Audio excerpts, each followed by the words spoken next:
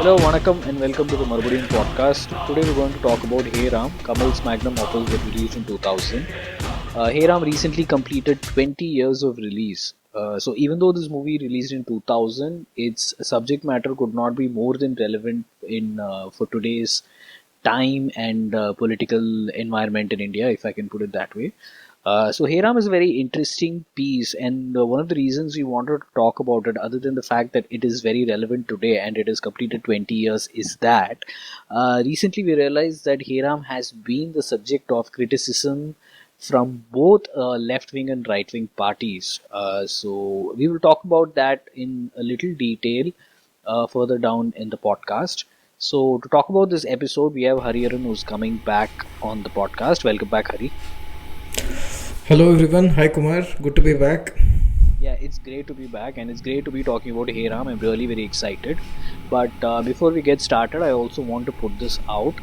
Hey Ram is a long movie. It's around 3 hours and 20 minutes, if I'm not wrong. So, this podcast, and not just because of the length of the movie, it's also because of the depth and the breadth of the movie. This podcast and the discussion will take slightly longer. So, this podcast will be in two parts. You're listening to part one, and there will be another part released which you can listen to separately. So, Hari, maybe we can. I have a suggestion on how to approach Hey Ram. I thought maybe considering the way Kamal Hassan has portrayed the life of Saket Ram, the protagonist in the movie, maybe we can look at it in three ways. The first is Saket Ram's life with his wife in Bengal. The second is his marital life with Vasundhara Das and his time back in Madras. And the third is his plot to cremate Gandhi and his redemption arc. Does that sound okay? I'm not sure. I agree. I don't have any objection right now, but it's a very complicated film. So we will try to stick to these three things that you mentioned, but I would assume that we would digress quite a bit because there is so much to talk about. But yeah, overall it looks fine. Yeah, I mean, I don't think that should be a problem. I think, as in with all the podcasts, we will digress. So, anyway, let's get on to the first part where we. So, there is the present in the movie where Kamal Hassan is an old man and is on his deathbed of sorts, I think. So, he's really old and needs medical help to barely survive, and he needs a visit to the hospital. And his grandson is basically telling his story. That's where we get the first part, where Kamal starts off as an archaeologist in what is present day Pakistan, and then he comes back to Bengal while his work is stalled because the partition has begun. I'd like to hear from you as to what was your experience in this part and what are the things you observed. Maybe we'll start off like that. I think maybe I can just start off by saying what I really felt when I started watching the movie and completing the movie. Is that okay? Yeah, I think that's great. Yeah, for me, I was just scrolling through this Amazon Prime or Netflix for some interesting movies, and I just chanced upon Hey Ram one night, and it was already, I think 11:30. I'm semi-nocturnal, if you want to call it that way. So I looked at the running length. It was some 3 hours and 20 minutes, like Kumar mentioned, and I was like, okay, what am I doing? Then I just started and I couldn't stop. I didn't really, notice the time. And when I finished, I thought, I really, did a good decision in picking that movie. Hey Ram for me, stood out for a couple of reasons. One, we somehow, seem to have taken Kamal Hassan as an artist, as a director, as a visionary, for granted. I genuinely believe that. I am as big a Rajini fan as you can imagine, and I've made myself a bit of a caricature in another podcast about Rajini. But I truly believe that Kamal is on par with anyone that you can bring in cinema industry anywhere in the world. So given the things that we are dished out these days in terms of commercial cinema or even slightly artistic cinema, I truly really miss the Kamal Hassan of old. And the second important thing that I really noticed was how Kamal Hassan managed to make this movie 20 years back, and it stays truly relevant now, and the cinematic experience has not reduced at all. It's just mind blowing how he has dug deep into the past of Indian history and somehow transposed it into a commentary of our current lives. And it just it's amazing that it plays out as a commentary of things that we are witnessing right now, but this was done 20 years back with the backbone of Indian history. So I was like thoroughly blown away. I've never been excited or felt overwhelmed, fulfilled having seen a movie like this. So in fact, I pushed Kumar to watch this movie again, and I know that it's very long and all, but I'm glad I did, and I'm very happy to be part of this discussion. And I honestly believe on one hand that I don't have the right understanding of history or cinema to even talk about this. This will be more like a layman's deconstruction of a wonderful movie, more like fanboyism of this great artist, who we are fortunate to live amongst us. So that's my initial take on this movie. Okay, I think that is a really great setup. Uh, couple of since you spoke about history, a small trivia or a nugget of information. The same party was in power at the center when Hey Ram was made, and at the time you say that it is extremely relevant. So I don't know if those two things add up, but yeah, that is there. Okay, now for the first part, so I'd like to make a small, or rather, I would like to add on to the observations that you have made regarding the film's depiction of history. So I think on the internet, the Hey Ram is described as a alternate historical. It's described as a film that speaks alternate history. While I don't know, maybe look at it as a bit of fiction mingled with history, because all of the events that transpire in the movie are true. When you look at the direct action day that Jinnah called for, from where Kamal's entire life takes a topsy turvy, or whether it is the partition, or everything else, or the assassination of Mahatma Gandhi, everything else is actually in line with history except for the story of Saket Ram, which is sort of intertwined with it. So, as we started off, right? So the film starts off with Kamal Hassan being an archaeologist in present day Pakistan, along with his friend Amjad and Lalwani. So from there, they move on to Calcutta, where Kamal Hassan meets his, or rather gets together. She's not, Rani Mukherjee is not even his wife at that point in time, right? Or at least that is what we see, that they get married in a very informal nature of sorts after they have sex, after he comes back from Karachi. So the one thing that I observed, and maybe this is a bit of, I don't know if I'm going into a bit of discussing a con of the movie upfront, but one thing I noticed is the film, I thought, hit a bit of a roadblock, or it was, I don't know if it's a roadblock, maybe roadblock is very harsh. I thought it was a little bumpy because of the fact that Saket Ram was Tamilian. Because of that, a lot of other things had to be force fed. For example, the reason why Shah Rukh Khan and Lalwani had to speak in Tamil was because Saket Ram was a Tamilian, and because of this, the fact that Amjad and Lalwani had to be educated in Madras Christian College, and that is the reason they could converse with Saket Ram in Tamil was there. And this is seen throughout the movie, right? In a lot of other places, it's a completely pan-India movie. We'll talk about that a little more, little further down the line. But what is your view on this? I feel that the movie would have been very organic and smooth flowing if maybe it had been made only in Hindi, or if Saket Ram had been maybe a Hindi speaking character.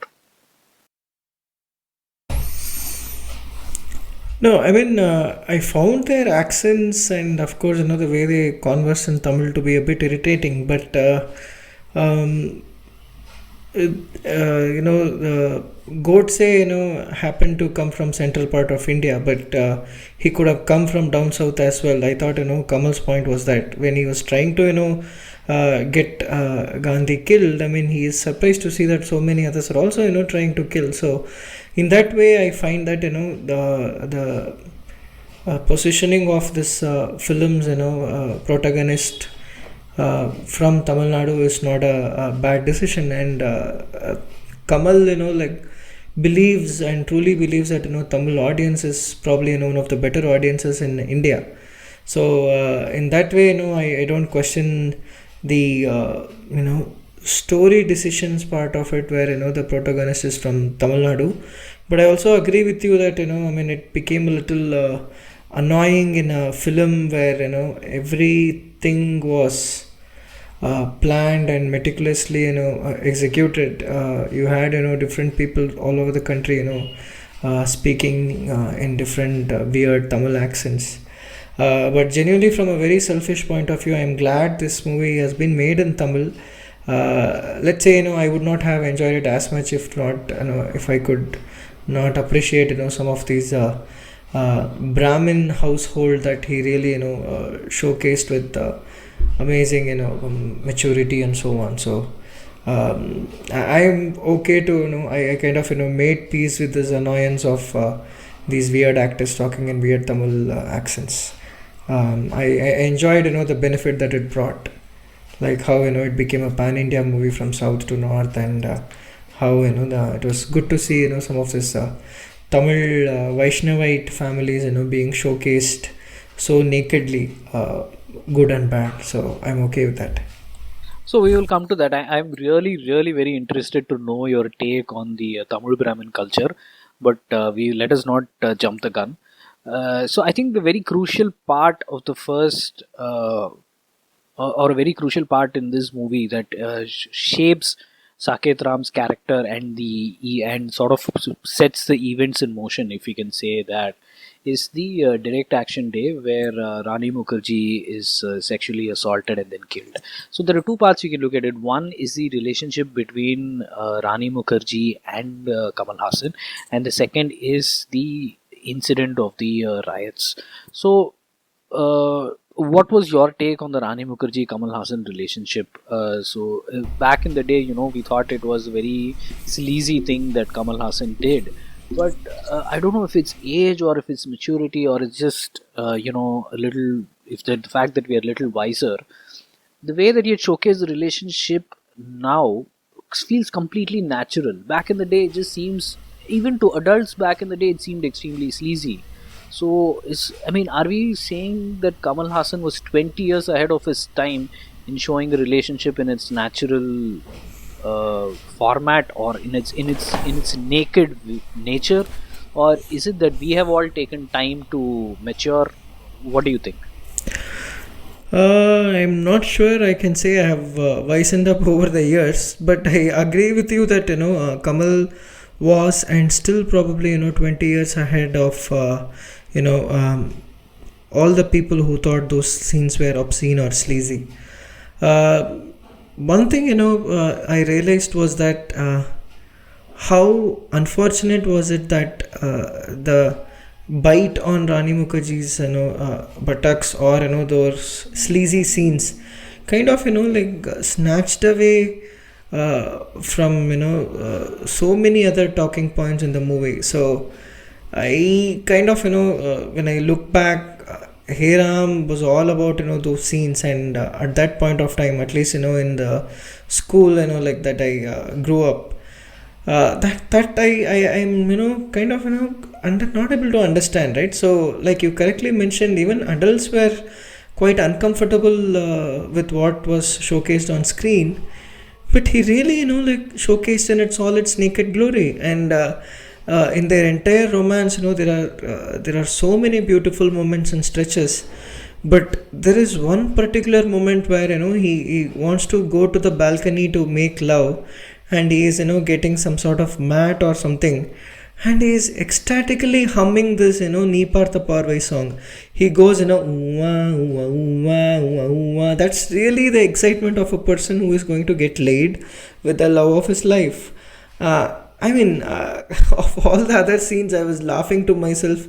How did he even, like, think of that particular expression of joy that he's going to experience in few minutes. So I completely agree with you. It was totally seen as something that should not be done. Now when I look back at those scenes, they just look so poetic.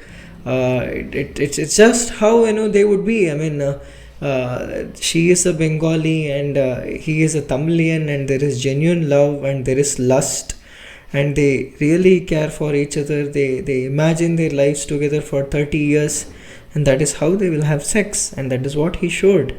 Maybe we were never ready and we will never be ready, but that's what makes him great. Great points. So now that we have finished, your eloquent praise of Kamal on this part, I want to move to the slightly sadder part of it. So Kamal Hassan's love making with his wife is over. He steps out to buy food. In fact, you look at that transition, it was so natural, right? I know that we have spent a fair bit of time talking about that. That immediate transition that, he's like, okay, I am hungry. I mean, despite the fact that they've had like this informal marriage, they've had sex after so long, I mean, they've been separated for a while.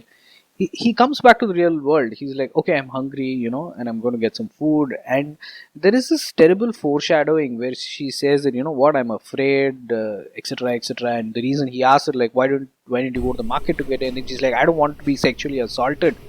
Yeah. So it was, No, the and he fact that, says you just got sexually assaulted. Like this whole, yeah, pseudo this. macho man, who thinks, who has done his bit, Yeah, but exactly. that was very chilling. That Yeah. makes what's going to happen even worse.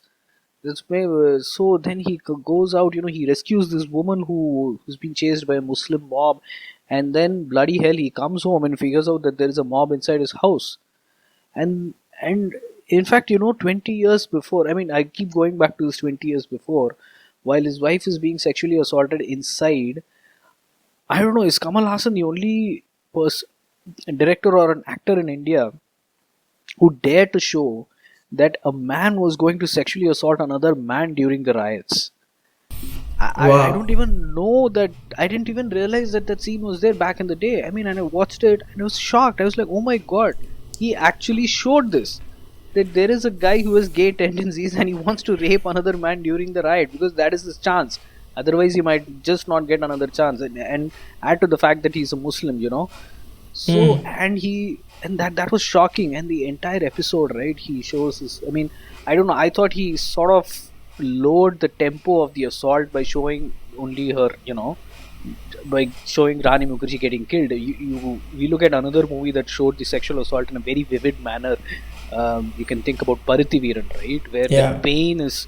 I mean, you just squeeze when you watch it. You don't know what to do. You just squirm in your seat. But this was slightly. I thought he's lowered the tempo of that, and then he goes out and takes his rage Yeah. on Altaf. And going back to No. Altaf, right? That was also foreshadowed, right?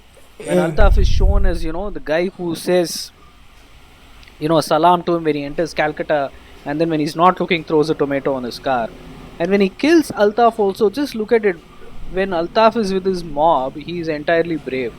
But the moment he is cornered with a gun, his true nature comes back to him, and he says, "You know what? In this environment, everybody is a little off, and just Yeah. forgive me." He's just committed murder and rape, and he asks this person to forgive him. I thought the entire stretch was chilling, but I thought Yeah. the entire stretch was amazingly well directed.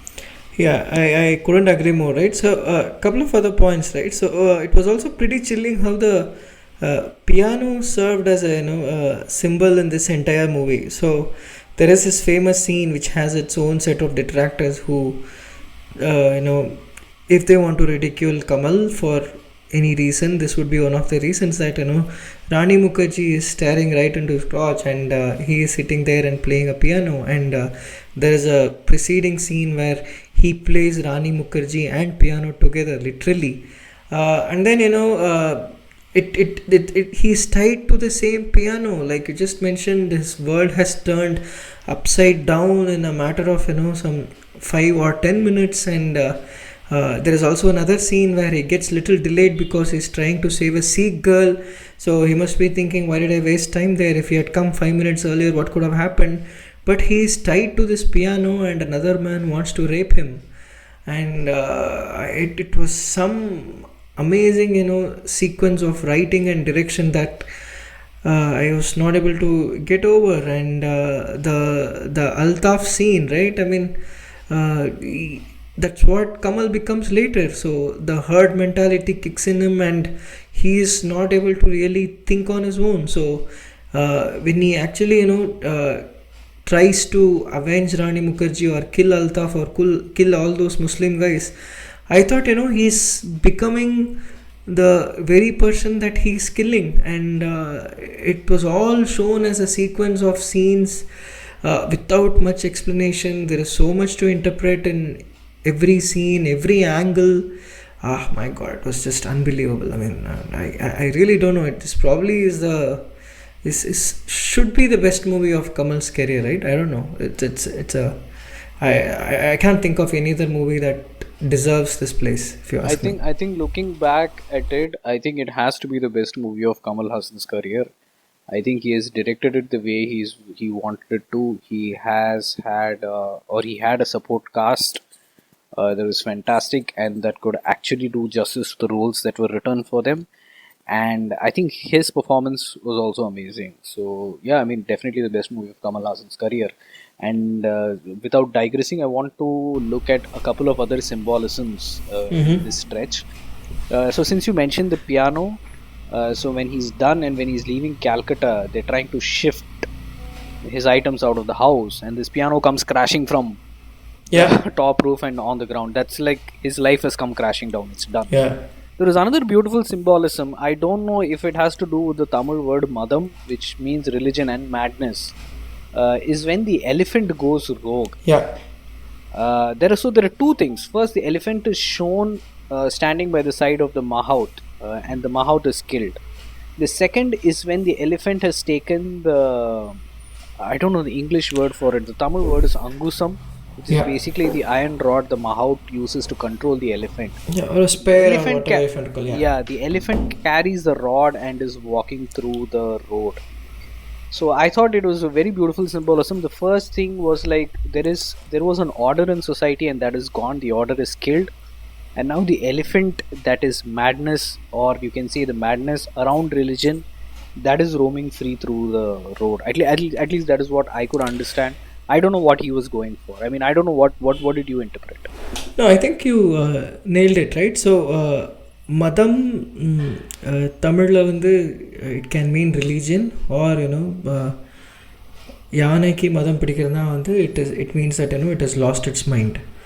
So my reading of the situation was that the mahout can be seen as society who has been really getting through his daily routine or ways with this elephant under his control with the spear. So I thought the symbolism was that once he lost that control, the elephant took over and the angusam is in elephant's hand. In other words, நம்ம வந்து மதம்னால நம்ம வந்து எவ்வளோதான் வந்து ஆதாயம் தேட நினச்சாலும் there will be a point where religion, or this madam in this case, will take over and destroy the society. So the loss of control due to over the very religion that people are milking is what he wanted to show. I thought that's my interpretation. Okay, now that we are done with the symbolisms of the riot, I think we have to move to another very key character in this movie, that is Sriram Abhyankar, who was played by an excellent Atul Kulkarni. I think it was only his third or fourth movie, in fact. I think he had done only minor roles up before this. In fact, on Twitter recently, when somebody tagged that, Hey Ram had completed 20 years, Atul Kulkarni added on to it, said, oh, that means I've completed 20 years in my career as well. I thought it was his debut, but it looks like it's his third or fourth movie. But a very very good portrayal of Sriram Abhyankar, and it's also very surprising, right? Kamal gives such a meaty role of somebody who shapes the character's course to a relatively newcomer. I mean, possibly Atul Kulkarni could have had a theater background. I didn't want to look into that, but the fact that Kamal has taken this risk with somebody new in cinema is quite daring. So Yeah, now, so the original actor who was supposed to act had to back out of the movie. I think due to some unfortunate situation in the set, something like a heart attack or something. And that original Marathi actor, I forgot his name, is a very famous person apparently.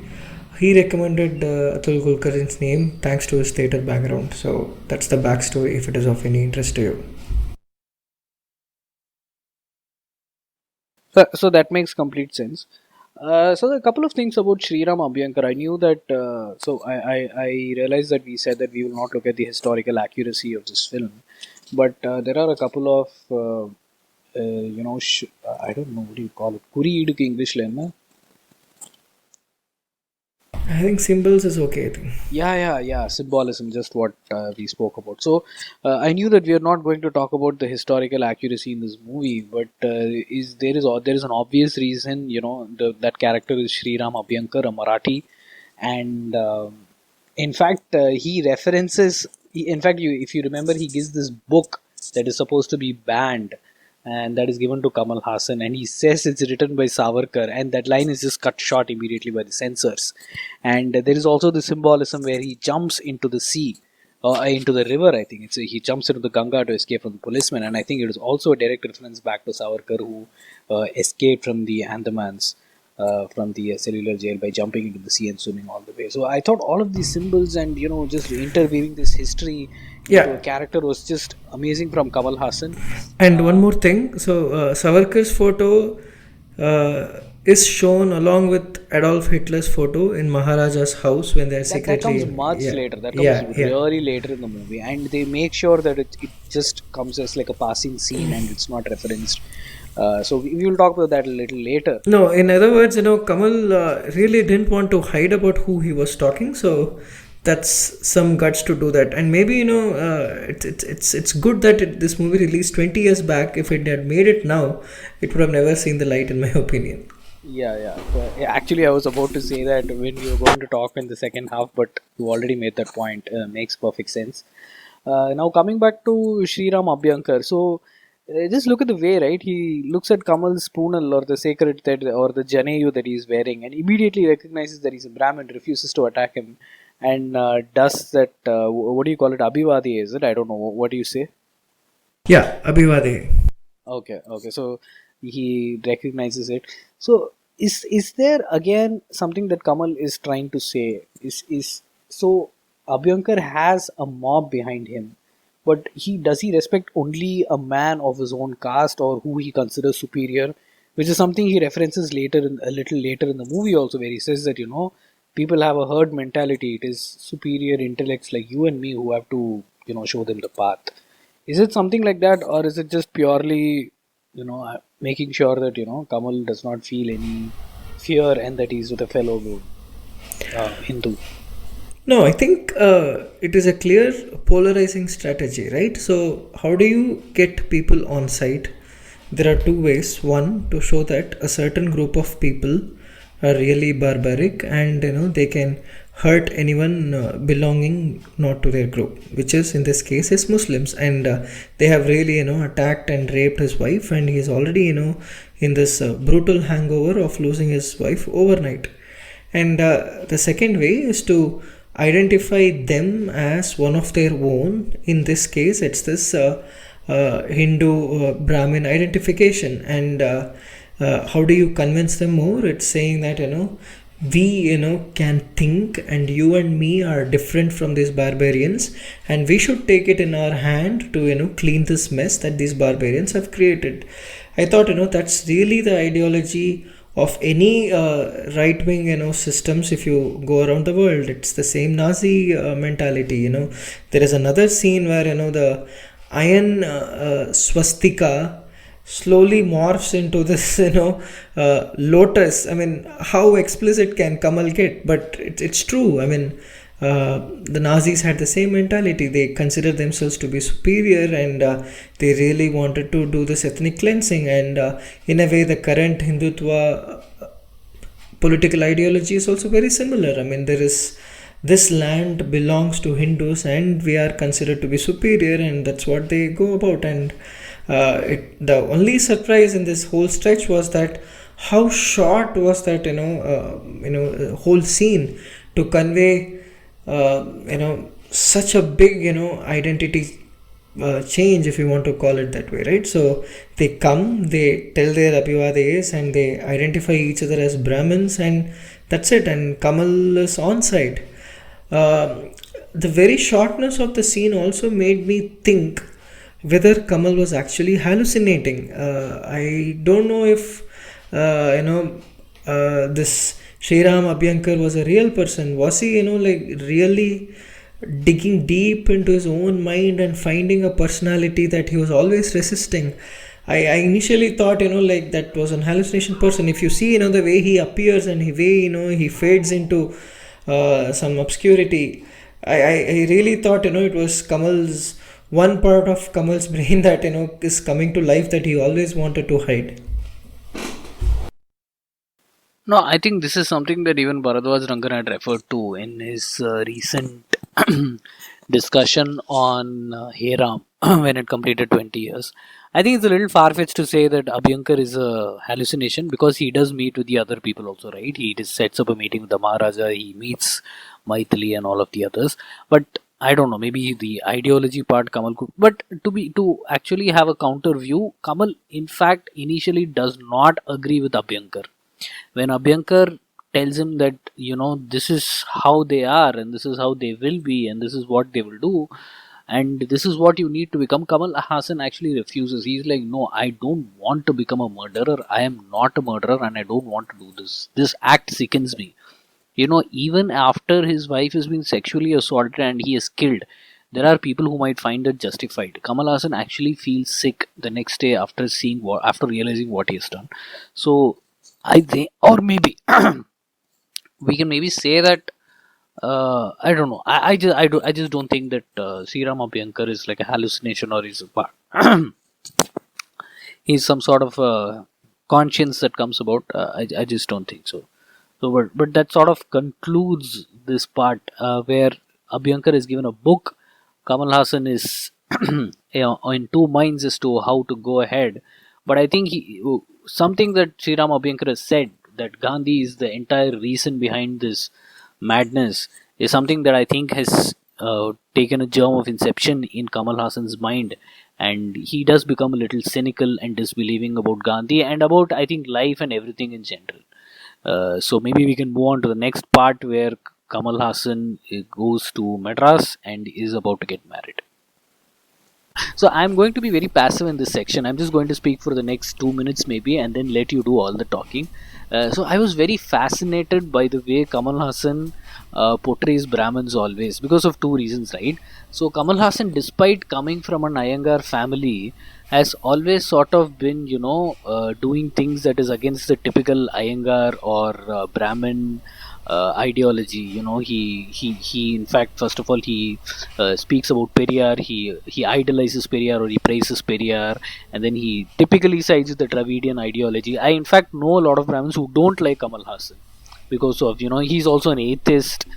So I always find his portrayals of Brahmins very interesting because I feel that he actually portrays it very accurately.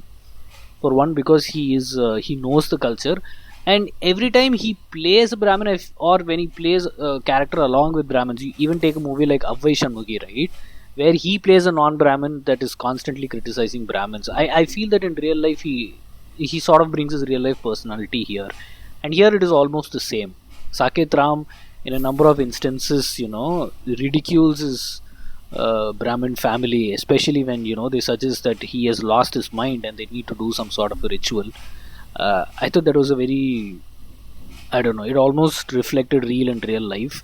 So that is where it ends, and I will let you talk about the entire stretch starting from the Punnu Pakara or girl seeing ritual till when they fly away back to Maharashtra. So, what is your take on the entire thing? Yeah, so my favorite stretch of the movie is the movie back home in Tamil Nadu, where Kamal really, delves deep into some of these Vaishnavite family traditions and their way of life and so on. You spoke about seeing a bit of real life in real life Kamal in this particular stretch. I actually want to say that I feel Kamal has revealed more about himself in this movie than he has in any other movie. So, in fact, at the end of this movie, it strangely looked like an autobiography of Kamal's own, ideology honing. So, I'll just give you an example, right? So, first of all, he has hailed from this traditional Tamil Brahmin family, and I'm pretty sure, like all his family members were pretty much like how he has shown rest of the relatives in the movie. And secondly, the all the people in this in his family are Gandhi fanatics. I'm 100% sure that would have been the case in his life as well. But what I also think is he might have been this, one of those sons, who don't want to conform to family thinking, and who tries to have an independent, thinking, or trying to understand, explore world in their own ways. He might have been that, he might have been genuinely questioning, right? So what are you even saying, why are you even praising Gandhi? I mean, there is another part of the world in India which says, Gandhi is the reason for all of this. Why can't you listen to them?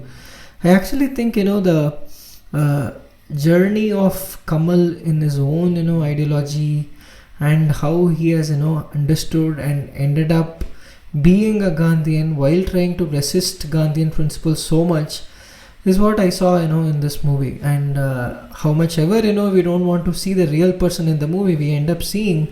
And I honestly believe, this movie is so authentic because this whole Saket Ram is Kamal in real life. Like you mentioned, he adores Periyar, he hates Brahminism, he is an atheist, and he absolutely like hates this right-wing ideology. So I really feel the whole authenticity of the stretch and the movie comes from the fact that it's from his own deep realization and transformation from where he was, like a like a curious man who really wants to disprove his family's thinking, but who's also magnanimous enough to come back into the fold of this Gandhian principles. And that's really so beautiful. So having spoken so much about what I saw as Kamal's autobiography, let me go back to this stretch of this Tamil Brahmin sequence that he shown in this, right? First of all, this is as authentic as it can get when it is trying to capture a Tamil Vaishnavite Iyengar family.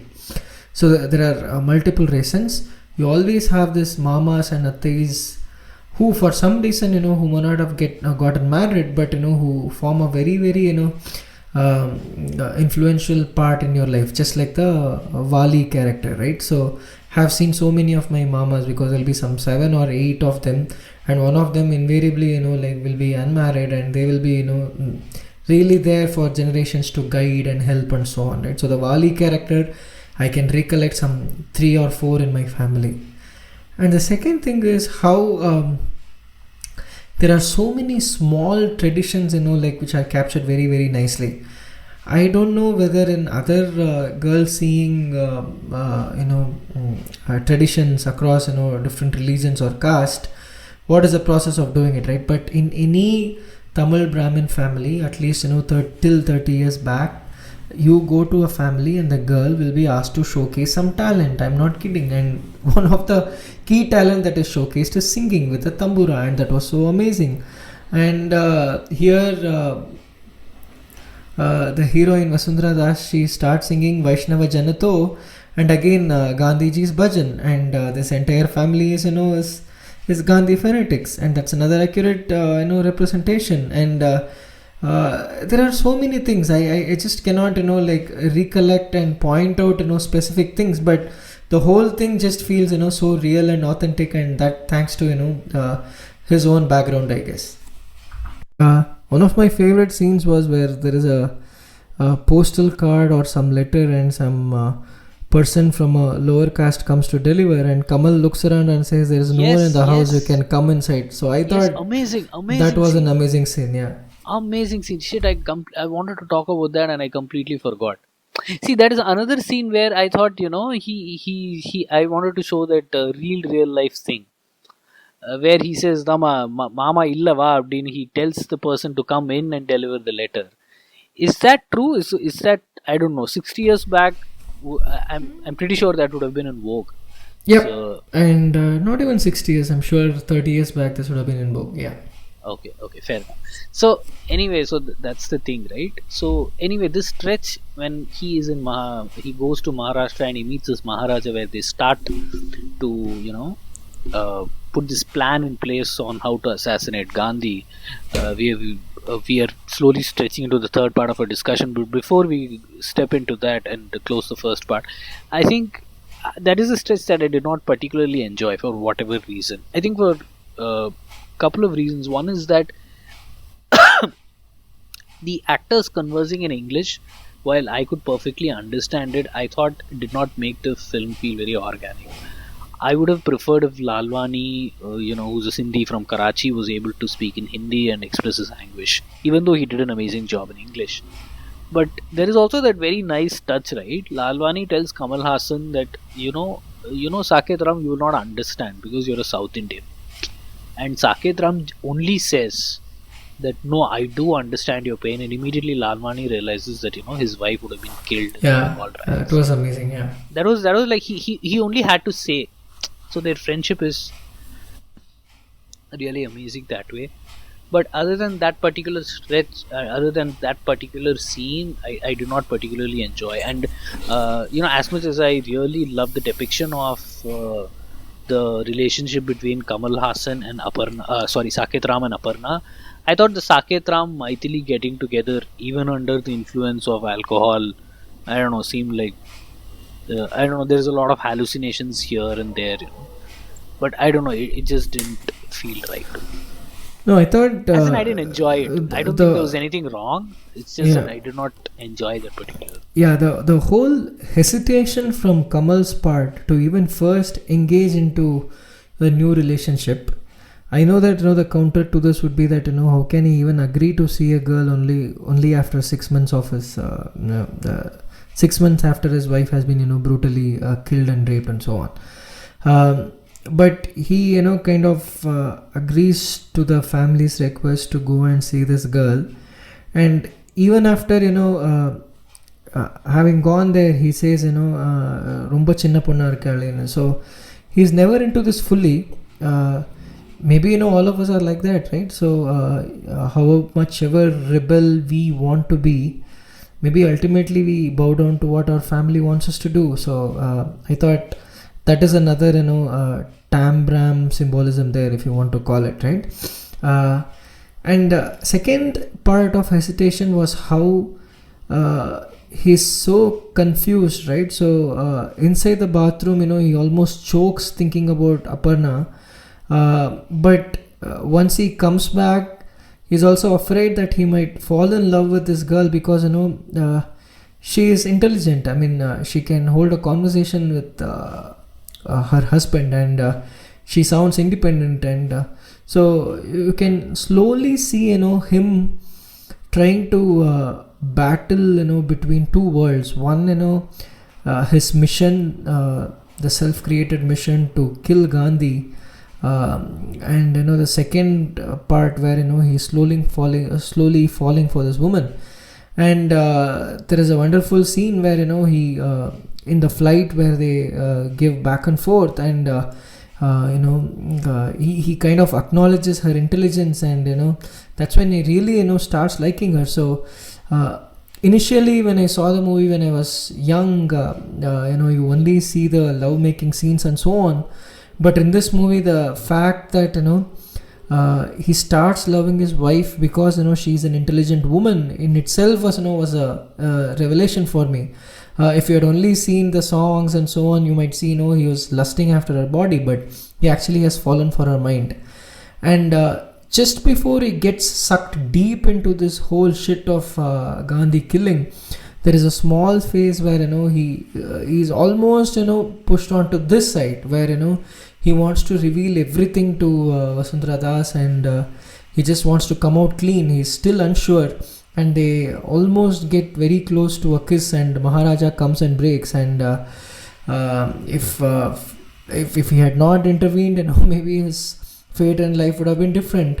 But those whole, the set of scenes where he shows the hesitation and he's slowly falling, the whole confusion, and the he's also containing his masculinity, right? I mean, he likes her. She's so intelligent and she's also so beautiful. She's tender and I mean, really, if he was in right mind, he would go and make love with her. But this whole opium-filled, this wonderful song by Ilayaraja, which is Isayil Thodangadama. It's just release of his sexual energy that he can no longer, contain. I know that you didn't like this part, but like I said, when I talk about it, I discover more beautiful things that Kamal has done and that we might have missed in the in one or two or how many ever times you watch this movie.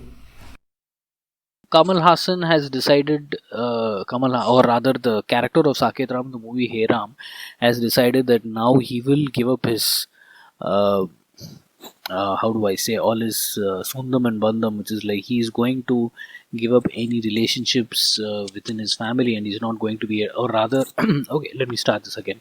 So, in this part of Hey Ram, Saket Ram has decided that he is going to give up all familial attachments and assassinating the Mahatma and saving Hindutva and Hinduism, or rather Hindus in India, is going to be his sole goal, because the Mahatma is the only reason for all the strife and the madness that has been going on in the country.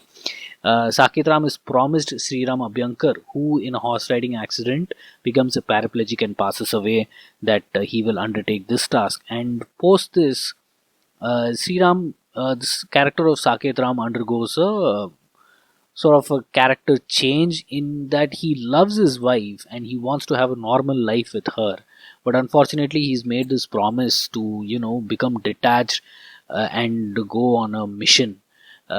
Things take an even worse turn because his wife is now pregnant and he doesn't know what to do, and his wife has invited her in-laws so as to cheer him up. And there comes a very so from now on, from this point, I mean, as it is, the film is very somber, but at this point things take a even more somber turn, because Saket Ram decides to leave his family and go to Delhi to carry out this assassination. So there is a very sort of a stretch where he writes a letter to his wife and leaves, and then his uncle passes away, and then because of that, his aunt, who brought him up from his entire from during his childhood, also passes away. Okay, I'm just all over the place. I don't know what to say. Hello, hello. Yeah, you were fine, man. It's, lost away the. I sounded like I'm narrating the movie, but what do we talk about? Yeah, I think the third act or the final part, like you put it out, right? So that is where you see the Saket Ram character kind of, reinventing itself, or, finding Gandhian ideologies, as being the right one once more. But there are a sequence of events that happens, right? The one that you already mentioned is his meeting with one of his old friends, which is Lalwani, and the other interesting part is the sequence in that soda factory, or the sequence prior to that, where in the gullies of Delhi he meets his own friend Amjad. So what do you think of that? For one, I thought strangely Shah Rukh Khan's performance irritated me. Is that a sentiment that you also share, or? Actually, I have the complete opposite view. I thought Shah Rukh Khan's performance was very good. So I have not watched the version in Hindi. I watched the version in Tamil, where Shah Rukh Khan dubs his lines in Tamil, and I think it might have been a little jarring to you because of that. But I think if you watch the version in Hindi, Shah Rukh Khan would have done a very, very good job.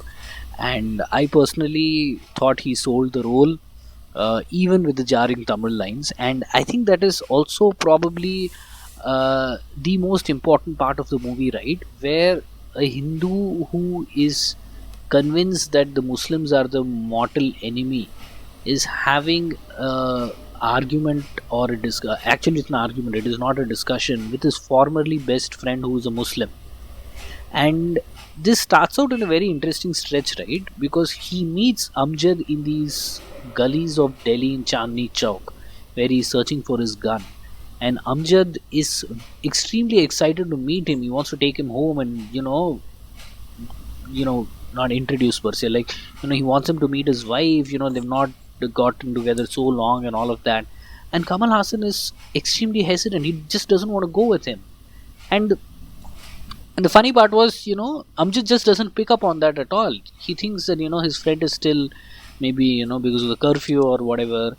And only after a certain point he realizes that. So that entire stretch where, from the point where Kamal Hassan is hesitant, or Saket Ram is hesitant to even get together with Amjad, to the argument in the soda factory, to rescuing him, and to standing with Amjad in his deathbed. I thought this is actually the seminal part of the movie. Even though the Bengal riots and the life in Madras sort of set this up, I think it is probably what, 30 minutes. I think that is what Heram is about, and I thought both of them sold it. The dialogues are good. Some people have an issue with some of the content of what is said and the content of what is portrayed, but I think this is the seminal part of the movie, and I was completely sold. No, I just loved what was shown, and I don't have any problem with the content. Yeah, you might be right. I might have found the accent of Shah Rukh Khan little jarring. So this goes against what I initially thought about these accents. So you are absolutely right. Yeah. So a couple of other symbolisms to notice is this whole Ram, being this central piece in this whole puzzle, right? So his wives are Maithili and Aparna, and at a strange turn of events, he calls or introduces or protects, Shah Rukh Khan from the angry Hindu mob, calling him Bharat. I mean, we all know Bharat is Ram's brother. So there is the Ram symbolism, which is which always runs in the background in this entire movie. I absolutely loved the exchanges between Kamal and Shah Rukh in this whole this sequence, especially the part about when he claims the Muslims don't belong here, or they came to India at a much later time, and he kind of bites back and says, you guys are no different. I mean, you just came little earlier, and that's the whole conflict of this Aryan invasion and Mughal invasion. So to even capture such an important nugget of history in set of sequence of passing dialogues, I thought was some genius. And there was one particular scene where Amjad identifies Kamal as Ram, but then he asks, are you still the same Ram? And Kamal has this weird reaction, right? I mean, he's like, yeah, even I'm figuring out if I'm the same. I'm pretty sure I've changed, but I've changed for the worse. But do I have anything of my past is something that I'm still figuring out. I thought that was amazing. And yeah, the whole soda factory episode is preceded by him losing the gun in strangest of ways. I mean, they're looking for Godse, and he thinks he's going to be napped down, and he wants to hide it, and he throws into this lorry or whatever, but then he's relieved, and then he acts as if he was in the toilet, and then he comes back. There is this whole zip being opened. I mean, what more can you do, right? As an actor, as a director, it was just unbelievable. Yeah, I'm digressing, but I completely agree with you. So that the third act is the most important part of it, where Kamal's life comes full circle, and that's where his mind gets cleared, and he almost, when he starts feeling a bit of remorse for the path that he has chosen, we know that in the end what happens. So what you perceived as genius, right? The fact that Kamal says that the Muslims are the invaders, and Shah Rukh Khan has this immediate retort that the Aryans were no different, is what a lot of people from the right wing have an issue with, because they don't believe in the Aryan invasion theory. So just as a nugget of information, I'm sharing that. No, what I meant was how the counter exchanges were so real, and you don't easily capture such a controversial topic in one scene. In With two lines of dialogue. yes, yeah. It's not even a scene; it's just two lines of dialogue. So yeah, that was really writing genius. But Moving past this, I thought it was a very touching sequence. Some people, so let us not worry about what people thought about the scene. But moving on to that, I thought the assassination of Gandhi, the scenes preceding that, I don't know. So all the dialogues were in English. So again, like I said, it did not feel very organic to me, especially when Gandhi comes and speaks to the affected people in English. And uh, I don't know, except for the Shah Rukh Khan Kamal Hassan part, I did not find the other parts very convincing. Except for that one scene where Godse has shot Gandhi, and people are beating him up, and Kamal Hassan himself starts running towards Godse to shoot him, but then he puts his gun back in the, I don't know, the cover or whatever, or the case, because he feels that that is what Gandhi would have wanted him to do. He would not have wanted him to shoot Godse in response. So I thought that scene was perfect and it captured everything. And coming back to the present day, Yeah, right? Where sorry, I just wanted to say something. So in that whole stretch, there is this again amazing another two dialogue scene where Saket Ram meets Gandhi and he wants to apologize for his thinking. Right? I mean, he hasn't done anything bad. I mean, he just feels so bad that he even thought of assassinating this Mahatma. Right? And he goes and tells, I want to confess something. And Gandhi replies saying, yeah, don't worry, I'm going to Pakistan. Why don't you join me? Even I have a lot to confess. So that again, made me think maybe Gandhi also had, a lot of doubt, self doubt in himself. I mean, he is a Mahatma, but ultimately that particular dialogue humanized him. I mean, those were really chaotic times, and there is a genuine possibility that despite his right intentions, he might have thought that he had made a lot of goof ups along the way, and that was an unbelievable way to even make admit. I mean, how do you make Mahatma admit? I mean, that's infused with subtle humor, but that might be very, very loaded. Even I have made a lot of mistakes. Maybe I should also confess. And after that, like he gets killed, and I was wondering whether Gandhi would have felt, yeah, I deserve this because I have thanks for relieving me of this misery. That was again another amazing stretch. so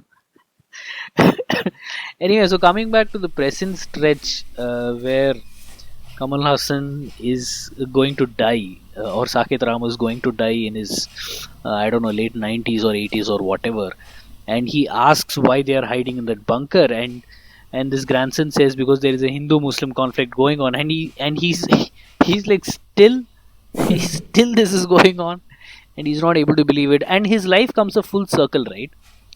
The movie starts with him sitting in a grave, and the movie and his life goes off when he's in a grave. And he also sort of shows it when he shows Mortimer, the visions of Mortimer Wheeler at the Yeah. top, saying, pack up. So that immediately indicates that, or foreshadows that his life is about to end, or he sees his death coming. So, yeah, I thought that coming in life was a full circle, and I thought the movie is perfect. I'm not a film critic, so I don't know what are the other flaws in writing or staging or whatever. But as a viewer and as a fan, looking back at this movie, I thought it was perfect. I could not find any faults with it, other than the fact of language or anything like that. But Yeah, story wise, uh, so so what did you think of Nasruddin Shah's performance as Gandhi? I thought it was good. I thought it was good. I didn't have a problem with it. Uh, it was I don't know, except for, again, like I said, I watched the Tamil version, and he spoke in English. So this is a point that I wanted to make earlier in the podcast, is that almost the entirety of India was covered in this movie. So Kamal Hassan is a Tamil Iyengar. He also portrays there are also a couple of non-Brahmin, or at least one non-Brahmin character from Tamil Nadu that he meets in Delhi. There is a Malayali he meets in Bengal. He takes upon the name of a Kannadiga Bhairav when he's in Delhi. There is a Telugu pimp in Delhi he meets. The Marathis are all over the place. Gandhi is a Gujarati. There are Sikhs. in the movie, and Bengali. There he meets with the Bengali woman. There is a Muslim Pathan, and I think so. Mm-hmm. He has effectively covered all the languages and ethnicities in India, and a lot of them speak in English also. To Yeah. sort of so. If you notice, there is this one reason that Bharadwaj Rangan always praises Kamal Hassan for having a pan-India outlook. In this movie, he has literally covered the entirety of India. Yeah. Okay, so I will give my closing thoughts on Hera. Generally, how good a film is can be seen by how well it ages with time. In today's instant gratification scenario, I don't know how many films that are made today will stand the test of time, maybe even 5 years down the line. But Hera, made in 2000s, like Hari mentioned in the beginning of the podcast, still is fresh, and I think it will still remain fresh after 20 years. Hopefully, it is not relevant in 20 years down the line. That is my wish for the future. But as a movie and as a thought process, and as an outlook, I think Heyram will always be relevant. I think Heyram will always be important to any audience. So yeah, I think, and we have to appreciate the genius of Kamal for that. I think Kamal sort of hit his peak in direction and acting with this movie, and it has never come to that stage again. So that is a little sad. But otherwise, it was a great experience and a great privilege watching this movie. I also want to make another point, right? So it's so mind-boggling that Kamal has respected the audience so much, 20 years back. When the current day filmmakers take us for granted, where they want to spoon feed or they think, they know what the common audience wants, Kamal has somehow, respected the intelligence of Tamil cinema goers, 20 years back. And do you think, we have failed him? Do you think, just by giving this movie, At that point, we definitely did. Like I said, even the adults did not understand what Kamal was trying to tell. But I think, see, that has always been his approach, right? We have been fanboying about him so much over this entire recording. I will tell one more thing that he said.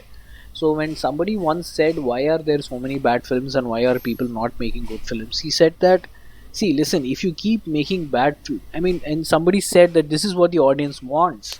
This is the kind of mass commercial movies that our audience want, and that is why these movies are being made." At that point, Kamal Hassan responded, "See, if there is a bad road, people have no choice. They will take that road and go to office. But if you if you build an alternate road that is good, people will take that road to office. So don't say that, this is what the audience want. You give them a good experience. You make good stuff, people will take it. Don't." So I think he has always respected the audience. I think it is regardless of the time, or I think ever since he started making movies, I think he's always respected it. You go back to a movie like even that is so commercial, like Vikram, sort of concepts that he spoke about, I think he's always done that. yeah, but I don't know how disheartening it would have been to see some of his really great movies, not having instant appreciation. Anbe Sivam is another example, and so on, right? So even Uttama Villan, I don't know if you have seen it and whether you like it. Your point about having a strong cast in this movie, how it elevated the entire movie. One problem that I had with Uttama Villan was, supremely weak cast, which kind of let down his vision. But in terms of, thought process, thinking, screenplay, and direction, Uttama Villan is something that again, will be spoken about as a good movie in future times to come. I kind of, sympathize with him, and I also understand what we were then, but it just feels so deflating to see that such a movie didn't get its due at its release time. Okay, I think we have fanboyed a lot. I think we need to end this podcast now. If you like our podcast, please subscribe to the Marubadium channel on Anchor or whatever podcast platform you're listening to. It could be it could be Spotify, it could be Google Podcasts or Apple Podcasts. And if you like this podcast, please share it with all your friends and spread the good word. If you don't like it, still share it with all your friends. And if you have any bad words, please send us the feedback. Till we come back with the next episode.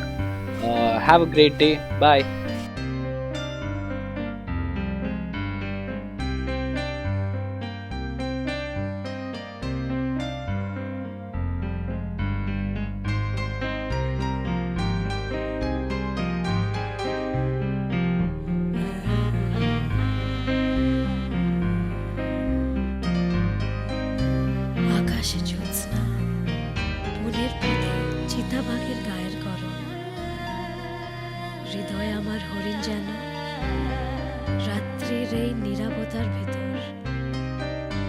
দিকে চলেছি, রূপালী পথের ছায়া আমার শরীরে, কোথাও কোনো হরিণ নেই, আর যত দূর যাই কাষ্ঠের মতন বাঁকা চাঁদ।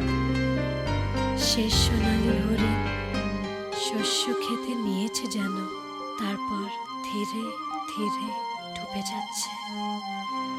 শত শত মৃগীদার চোখের ঘুমের অন্ধকারের ভিতর।